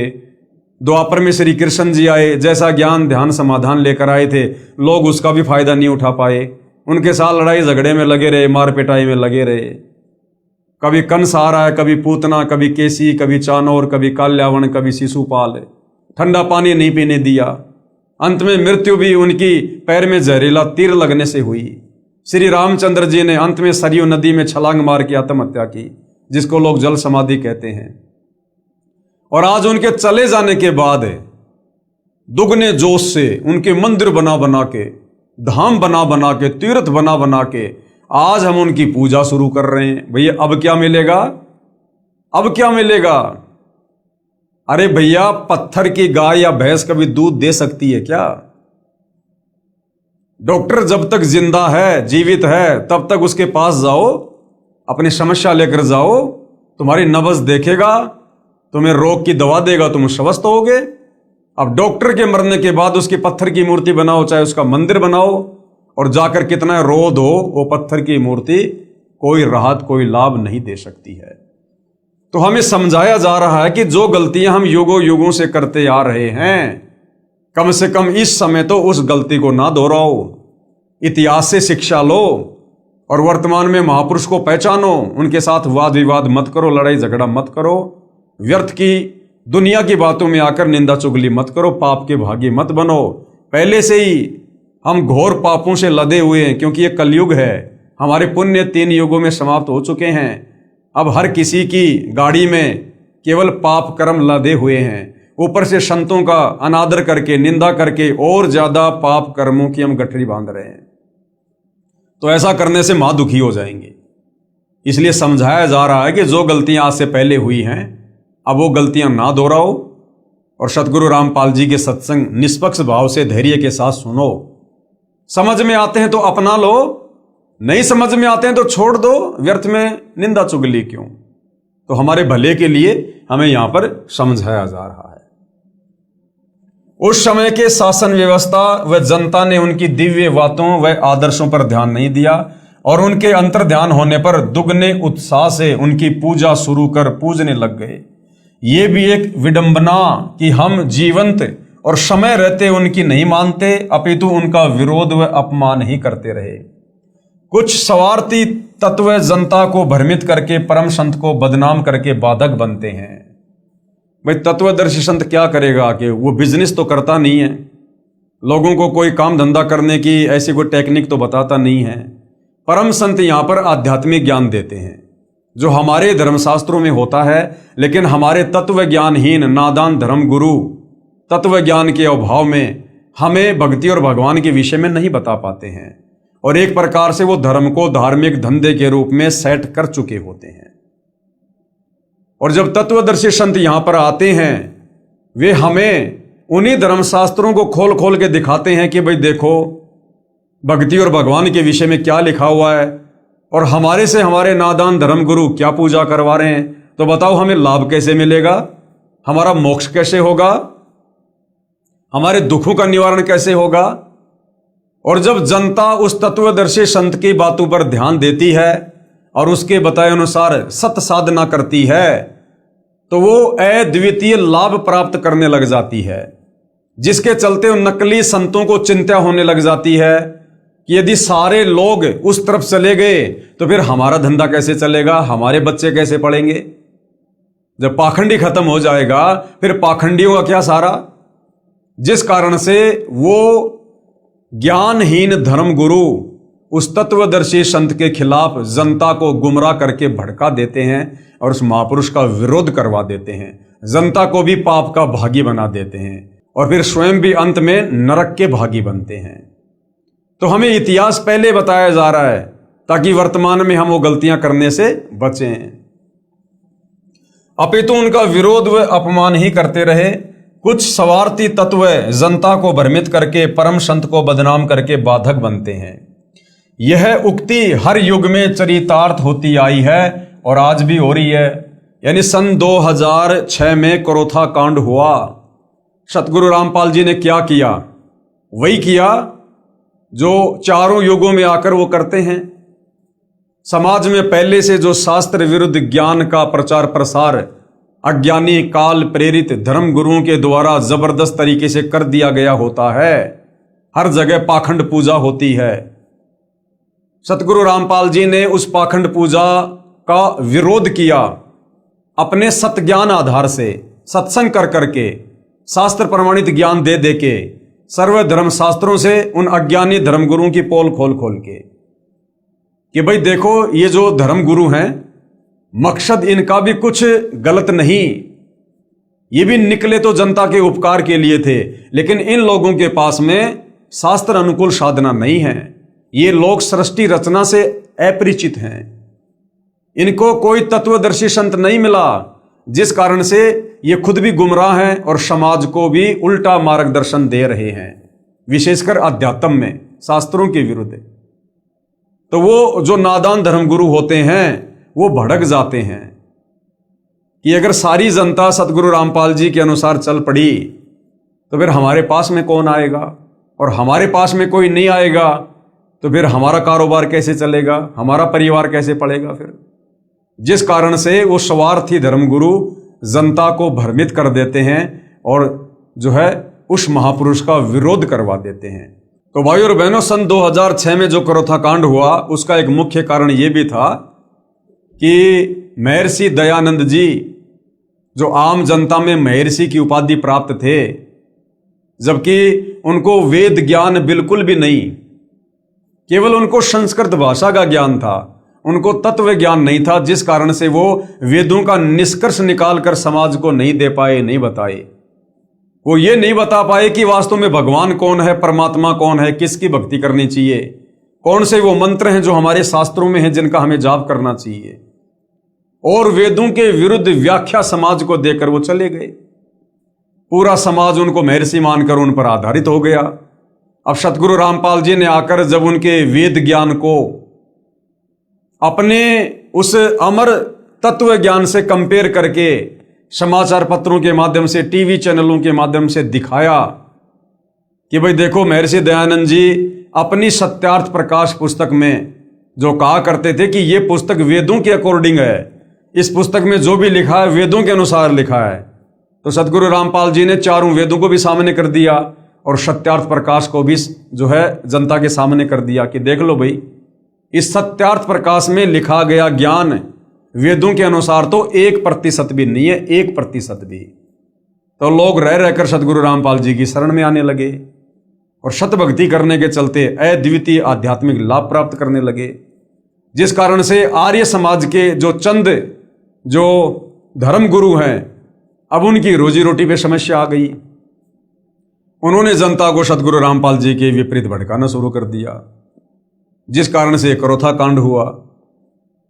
उसके बाद सन 2014 में बरवाला कांड हो गया। उसकी भी राम कहानी कुछ ऐसी मिलती जुलती है। आप मेरे बाकी वीडियो देख सकते हैं, आपको भली भांति समझ में आ जाएगा। तो कहने का मतलब है, जब कोई महापुरुष धरती पर आता है उस समय हमें उनके विचारों से पहले भली भांति परिचित होना चाहिए। चलो, आज से पहले तो हमारे पूर्वज अनपढ़ थे, अशिक्षित थे, इन धर्म गुरुओं के सामने बेचारों की बोलने की हिम्मत नहीं होती थी। अरे अब तो सतगुरु रामपाल जी ने सबकी धोती सी धो दी, इनको मुंह छुपाने के लिए जगह नहीं है। ऊपर से हमारे को अक्षर ज्ञान युक्त कर दिया, सभी धर्मशास्त्रों को सार्वजनिक करवा दिया। पहले धर्मशास्त्र हर जगह नहीं मिला करते थे, अब तो आपको हर मार्केट में, हर गली में, हर दुकान में मिल जाएंगे। ऊपर से सतगुरु रामपाल जी ने विज्ञान के द्वारा इन संस्कृत भाषा में लिखे धर्मशास्त्रों को हर भाषा में ट्रांसलेट करवा दिया, अनुवाद करवा दिया। उससे भी बढ़कर उन्होंने जो ये विज्ञान दी है, आप अपनी जेब से मोबाइल निकालिए, गूगल पे जाइए, आपको वेद के किस श्लोक का या गीता के किस अध्याय का आपको अनुवाद समझना है, आप लिखिएगा गूगल पे जाके, 2 मिनट में उसका जिस भाषा में आप चाहेंगे उसी भाषा में उसका जो अनुवाद है आपके सामने होगा। तो इतना सरल कर दिया, इतना आसान कर दिया अध्यात्म को समझना। तो अब तो कम से कम किसी के बहकावे में मत आइए, अब तो कम से कम अपनी बुद्धि विवेक का इस्तेमाल कीजिए। पहले किसी महापुरुष के विचारों से भली भांति परिचित होइए। जब तक आप किसी के सत्संग नहीं सुनेंगे, किसी के विचार नहीं सुनेंगे, आप कैसे निर्णय कर सकते हैं कि कौन सही है और कौन गलत है? तो उसके बाद ही फिर आगे कोई कदम इंसान को उठाना चाहिए, अन्यथा हम पाप के भागी बनते हैं। तो ये गलती कम से कम वर्तमान की जो पीढ़ी है उसने नहीं करनी चाहिए। जो महापुरुष हजारों कष्टों को सहन कर अपनी तपस्या व सत्य पर अडिग रहता है, उसकी बात असत्य नहीं हो सकती। सत्य पर अडिग रहते हुए ईसा मसीह ने अपने शरीर में कीलों की भयंकर पीड़ा झेली। शुक्रात ने जहर का प्याला पिया। श्री राम तथा श्री कृष्ण जी को भी यातनाओं का शिकार होना पड़ा। और ईसा मसीह ने फिर जाते जाते क्या कुछ कहा। ईसा मसीह ने कहा था कि पृथ्वी और आकाश टल सकते हैं, सूर्य का अटल सिद्धांत है, उदय अस्त वो भी निरस्त हो सकता है, लेकिन मेरी बातें कभी झूठी नहीं हो सकती।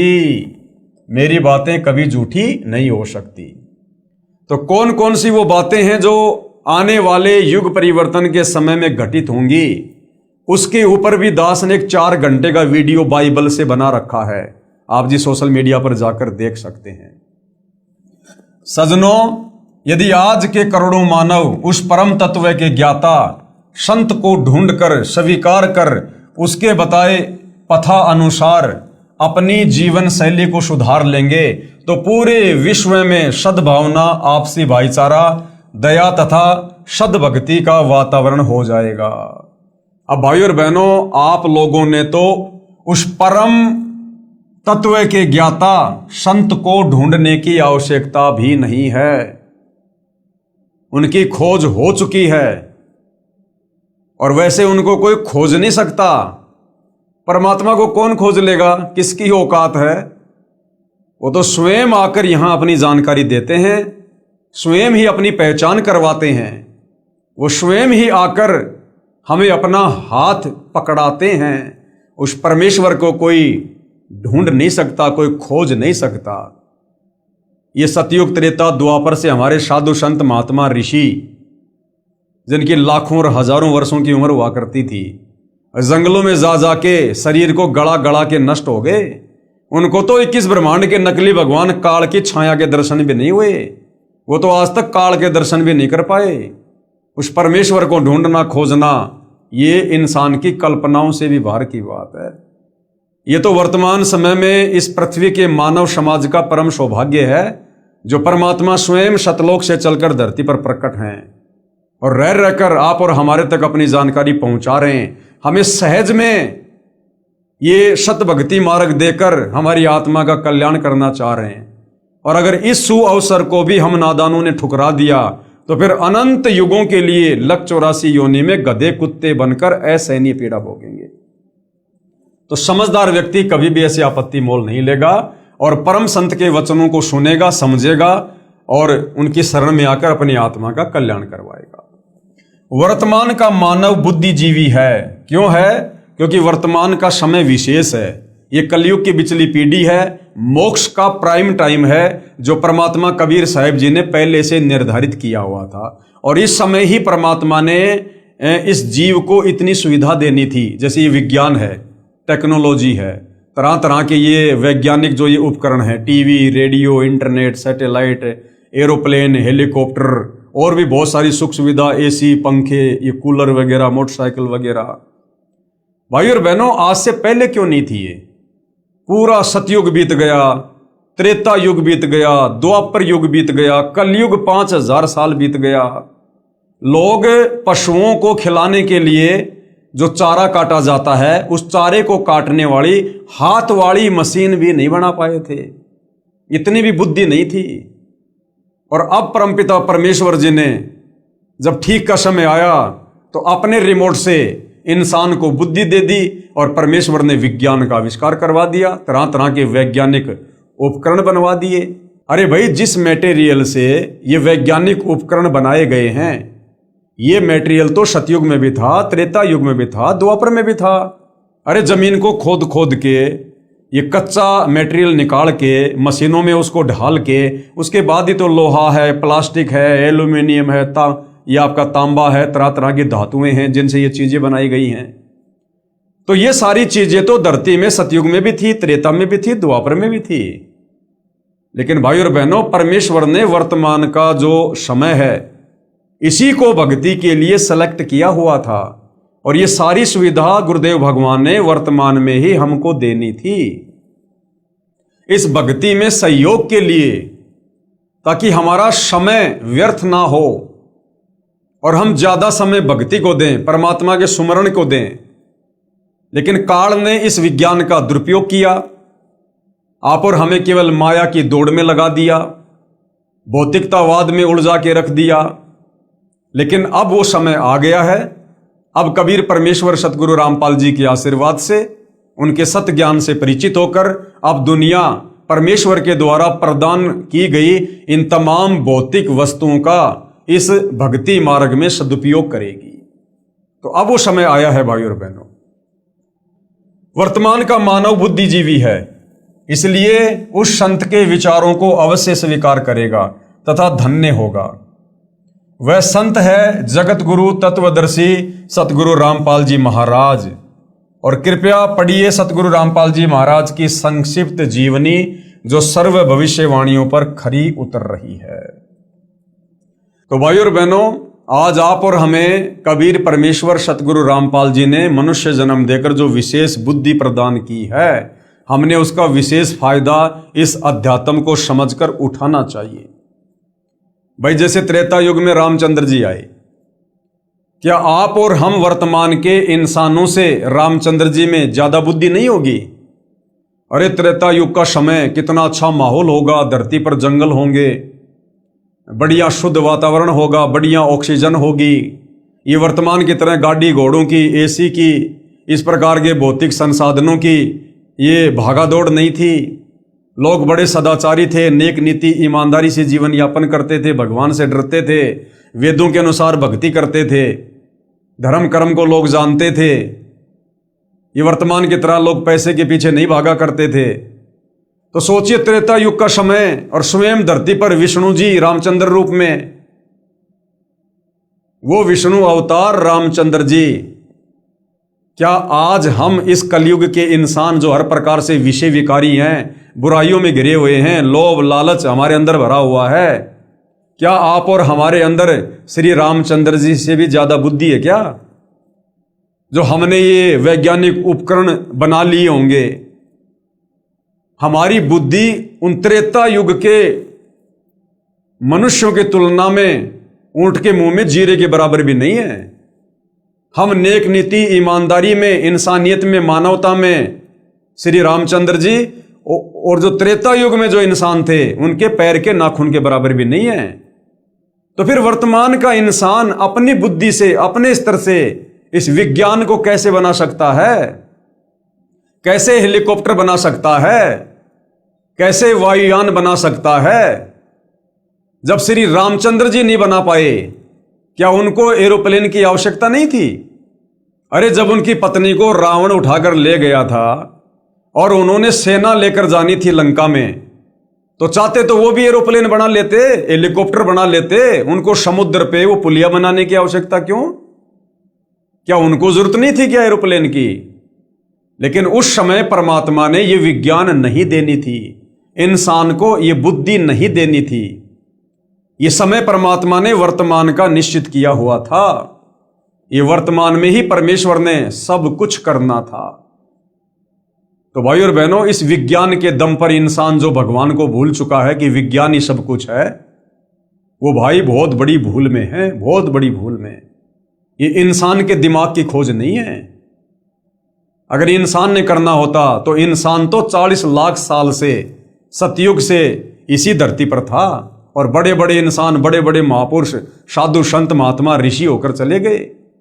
वो भी ये उपकरण नहीं बना पाए जो दया परमपिता परमेश्वर ने वर्तमान में इस भक्ति मार्ग में सहयोग के लिए आप और हमें प्रदान की है। इन वैज्ञानिकों को सद्बुद्धि देकर परमात्मा ने जो ये आविष्कार करवाए हैं। कौन परमात्मा?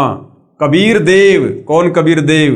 वर्तमान में सतगुरु रामपाल जी। तो भाई और बहनों, आज परम पूज्य परमेश्वर सतगुरु रामपाल जी आप और हमारी आत्मा के कल्याण के लिए, हमारे मोक्ष के लिए किसी प्रकार से कोई कमी, कोई कसर नहीं छोड़ रहे हैं। तो आप और हमारी भी जिम्मेदारी बनती है कुछ 2 कदम आगे बढ़ने की, बुद्धि विवेक का इस्तेमाल करने की। पहचानो अपने परमपिता परमेश्वर जी को। इस काल ने हमें जाति और धर्मों की दीवारों में बांध के रख दिया। ये सर्व के तारणहार हैं, सर्व के उद्धारक हैं, सबके शुभ चिंतक हैं, क्योंकि सतगुरु रामपाल जी सर्व सृष्टि के रचयिता हैं। सभी आत्माओं को इन्होंने अपने वचन से उत्पन्न किया था सतलोक में। सृष्टि रचना पढ़ोगे तब आपको समझ में आएगा। तो ये असल में हमारे पिता हैं, हमारी आत्मा के पिता हैं। और यदि हमने इनको इस समय इनके ज्ञान को समझकर ना पहचाना, तो भाई और बहनों, फिर हम लंबे समय के लिए इस काल बलि के 21 ब्रह्मांड में यहीं पर असहनीय कष्ट और पीड़ाओं का सामना करने के लिए छोड़ दिए जाएंगे। आज मनुष्य जन्म में है, ये लक 84 योनियां भोगने के बाद मिलता है ये चोला। मानव जन्म दुर्लभ है, ये मिले न बारंबार, जैसे पेड़ से पत्ता टूट जाए भंवर न लगता डार। हम लक 84 योनियां भोगने के बाद आए इस मनुष्य जन्म में। एक चक्कर लक 84 का काटने के बाद मिलता है, ये परमात्मा का विधान है। कोई ये ना समझे मैं आज राष्ट्रपति हूं, प्रधानमंत्री हूं, गांव का सरपंच हूं, बहुत बड़ा पैसे वाला हूं, मैं बड़ी सेलिब्रिटी हूं, मैं कोई क्रिकेटर हूं, कोई हीरो हूं, तो मैं तो पहले भी ऐसा ही था और मैं तो आगे भी ऐसा ही रहूंगा। आप चाहे वर्तमान में देश के राष्ट्रपति हो, चाहे फिल्मी हीरो हो, चाहे कितने बड़े धनपति और कुबेरपति हो, अगर वर्तमान में सतगुरु रामपाल जी से उपदेश लेकर भक्ति का बीज नहीं बोया, तो अगले जन्म में सीधे लक 84 योनि में गधे, कुत्ते, सुअर बनकर गोबर खाओगे। आप लोग इस काल बलि के षड्यंत्र से परिचित नहीं हो अभी, क्योंकि अभी आप अध्यात्म से दूर हो। अभी आपको सृष्टि रचना का ही नहीं पता। जब तक हम इस काल की 21 ब्रह्मांड की गंदी व्यवस्था से परिचित नहीं होंगे, हमारी भक्ति में रुचि बनेगी नहीं, और रुचि नहीं बनेगी तो इसी प्रकार हम संतों का विरोध करके अपने कर्म फोड़ते रहेंगे। और ये अनमोल मनुष्य जन्म जो परमात्मा ने दिया, जिसकी कोई कीमत ही नहीं हो सकती, हम इसको यूं ही कोडियों के भाव बर्बाद करके, दो रोटी के चक्कर में, झूठी मान बढ़ाई के चक्कर में समाप्त करके निकल लेंगे। अगले जन्म में गधे बनकर फिर कुम्हार के नीचे लटकाएंगे, या सुअर बनकर फिर लैट्रिन खाते फिरेंगे। फिर ना तो हमें कोई समझाने वाला मिलेगा और ना हम किसी की बात समझने के योग्य रहेंगे। तो भाई और बहनों, आज ये वक्त है, आज ये समय है, ये मनुष्य जन्म में जो सुविधा हम ले रहे हैं ना, ये सुविधा भी परमात्मा कबीर साहिब की रजा से हमें मिल रही है, क्योंकि वो भगवान वर्तमान में धरती पर है। अन्यथा भाई और बहनों, विचार कर लो, आज से 40-50 साल पहले, आज से 40-50 साल पहले गेहूं का, बाजरे का क्या भाव होगा? 5 रुपए किलो या 4 रुपए किलो मान लो, 2 रुपए किलो मान लो, इतना सस्ता था। और जिस समय ये गेहूं बाजरा 2 रुपए किलो था, 5 रुपए किलो था, उस समय लोग पेट भर के नहीं खा पाते थे, पेट भर के। और आज यही गेहूं, यही आटा 50-50 रुपए किलो हो गया शहरों में, 50-50 रुपए किलो, और आज लोग इसको बर्बाद कर रहे हैं। तो इतनी सुख सुविधा इस कबीर भगवान सतगुरु रामपाल जी के धरती पर प्रकट होने से है, क्योंकि जहां ये परमात्मा प्रकट होता है संत रूप में, वहां पर खुशहाली खुशहाली आ जाती है। लेकिन ये सदा नहीं रहेगी। अगर सदा के लिए चाहिए तो सतगुरु रामपाल जी के ज्ञान को समझकर, उनकी शरण में आकर, आजीवन मर्यादा में रहकर भक्ति करके उनके साथ सतलोक जाने की तैयारी पकड़ लो। और सतलोक जाने के बाद हमें सदा सदा के लिए सुख मिलेगा। वहां हमें सर्व वस्तुएं फ्री में मिलेगी, मुफ्त में। वहां हमारा जन्म मरण से पीछा छूटेगा, गधा कुत्ता सूअर बनने से पीछा छूटेगा।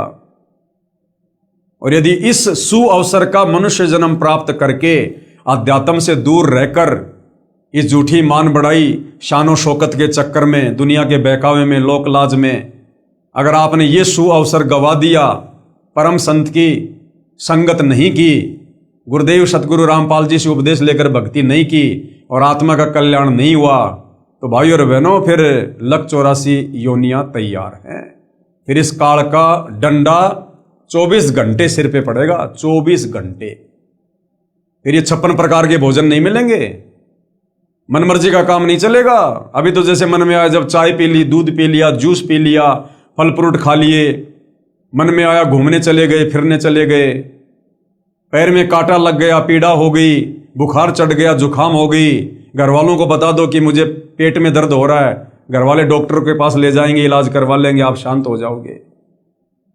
कल को गधे बनेंगे, कुत्ते बनेंगे, बैल बनेंगे, गाय बनेंगे, गधे बनेंगे। अगर पैर में कोई कील चुभ गई ना, मुंह में जुबान भी होगी, हम अपने मालिक को बोलकर बता नहीं पाएंगे कि भाई मेरे पैर में कांटा चुभ गया, कील चुभ गई, दर्द हो रहा है। वो पीछे से मारेगा डंडा कि ये चल क्यों नहीं रहा। हमें पता है कि पैर में कील चुभ गई, लेकिन हम बता नहीं पाएंगे उसको। इतनी भी हमारे अंदर ये बुद्धि नहीं छोड़ेगा काल 184 योनियों में, और कष्ट पे कष्ट उठाएंगे, कष्ट पे कष्ट। तो भाई और बहनों, जो विशेष सुविधा आज गुरुदेव भगवान ने आप और हमें मनुष्य योनि में दी है, वो बकवाद के लिए नहीं दी, भक्ति के लिए दी है, भक्ति के लिए। और परमेश्वर के इस अनमोल गिफ्ट को यदि हमने सदुपयोग नहीं किया, सत भक्ति नहीं की, तो परमेश्वर फिर बहुत तगड़े तरीके से नाराज होगा, तगड़े तरीके से। और भगवान की नाराजगी का सामना तो ये ब्रह्मा विष्णु महेश भी नहीं कर पाते, बड़े बड़े साधु संत महात्मा ऋषि भी नहीं कर पाते। तो भाई और बहनों, आज सुअवसर है, मौका, हम तो प्रार्थना कर सकते हैं। वैसे तो आध्यात्मिक लोगों को पागल की श्रेणी में समझा जाता है, लेकिन एक समय में उन पागल लोगों का भी सत्कार होता है। जब द्वापर में श्री सुदामा जी थे, कितने गरीब थे, कितने निर्धन थे, कैसे अपना गुजारा किया करते थे, लोग उनको पागल मूर्ख कहा करते थे। क्या रखा भक्ति में, क्या रखा, कुछ नहीं, तेरी हालत देख, तेरे को क्या दे दिया भगवान ने। आज उस सुदामा की कथाएं घर घर में सुनी जाती है, घर घर में कही जाती है। तो कहने का मतलब है, जब कोई महापुरुष धरती पर होता है ना, उस समय हम उनकी पहचान नहीं कर पाते और हम उनसे फायदा नहीं उठा पाते, और जाने के बाद फिर हम उनके गीत गाते। अब झूठे गीत गाने से क्या मिलेगा? कुछ नहीं मिलेगा। तो आज मौका है, स्वयं कबीर भगवान तत्वदर्शी संत के रूप में जगत के तारणहार के रूप में सतगुरु रामपाल जी के नाम से स्वयं धरती पर प्रकट हैं। अरे इनके जाने के बाद तो दुनिया इनकी महिमा करेगी, दुनिया। लेकिन बाद में सूखी महिमा करने से क्या फायदा? फायदा तो इनके शरीर में रहते रहते उठाओ, रहते रहते। बाद में तो केवल सूखी महिमा रह जाएगी, हम मोक्ष से वंचित रह जाएंगे। और मोक्ष के लिए मिला है। तो भाई और बहनों, विचार आप और हमने ही करना पड़ेगा। तो बहुत सारे भविष्य वक्ता हैं जिन्होंने आप और हमारे विश्वास के लिए सतगुरु रामपाल जी को लेकर, वर्तमान समय को लेकर काफी भविष्यवाणियां की हैं। तो आप और हमें विश्वास होना चाहिए और भक्ति मार्ग पर और ज्यादा दृढ़ता आनी चाहिए। जो अभी नए नए हैं उनको भक्ति मार्ग से जुड़ना चाहिए, और जो सतगुरु रामपाल जी से उपदेश लेकर भक्ति मार्ग पर लग चुके हैं उनको दृढ़ हो जाना चाहिए। अगर साक्षात ये काल बलि भी धरती पर किसी संत रूप में प्रकट होकर या किसी सतगुरु रामपाल जी के विरोधी के रूप में प्रकट होकर यदि हमें भ्रमित करने का प्रयास करे, इस भक्ति मार्ग से डगमग प्रयास करे, हमारी कोई मर्यादा तोड़वाने का प्रयास करे, तो हम इतने दृढ़ हों कि उस काल बलि को भी मुंह की खाकर जानी पड़े। तो भाई और बहनों, आप और हमने फायदा उठाना, फायदा इस मनुष्य चोले को सफल करना है। तो भाई और बहनों, आज के ज्ञान गंगा पर बन रहे इस वीडियो में केवल इतना ही। नेक्स्ट वीडियो में हम परम पूज्य परमेश्वर सतपाल जी का जो संक्षिप्त लीला में जीवन है उसके विषय में हम थोड़ी सी जानकारी प्राप्त जो है वो करेंगे। तो आज के वीडियो में केवल इतना ही। गुरुदेव भगवान हम सबको आज्ञा दे, सद्बुद्धि दे, हमारा मार्गदर्शन करे। बंदी छोड़ सतगुरु रामपाल जी परमेश्वर जी की जय हो।